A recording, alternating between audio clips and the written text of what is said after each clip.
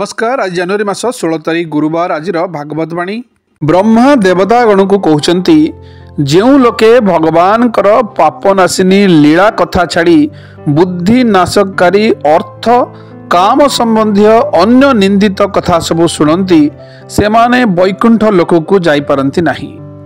से भली अभागा माने जाततिग सारहीन कथा सबू शुणिला बेले सेई सारहीन कथा सबू सेमानंकर पुण्य सबू नष्ट कर दे सेमानंकु आश्रयहीन घोर नरकरे पकाई दिए।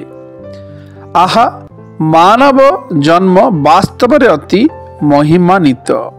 आमे देवता माने मध्य यहाँ चाहूचु आमको मिलू नाही। यही जन्म रे तत्वज्ञान मिल पारे और धर्म प्राप्ति मध्य होई पारे। एहीपरि जन्म पाई मध्य जो लोके भगवान को आराधना करती नहीं से माने वास्तव रे भगवान कर सर्वत्र विस्तारित मायारे ही मोहित हो जाती।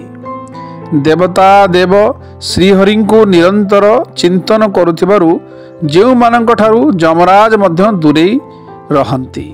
भाव विहल होई परस्पर मध्य प्रभुंकर सुचर्य चर्चा करने फल जो मानक नेत्रु अश्रुधारा बहिबाकू लगे तथा शरीर रे रोमांच खेली जाए एवं जो मानकर सुशील शरीर पाइबा निमंते आमे माने मध्य इच्छा करू सेई भली परम भागवत माने ही आम मानक लोकर ऊर्ध्वरे थिबा सेई वैकुंठ धाम को जाई पारंती।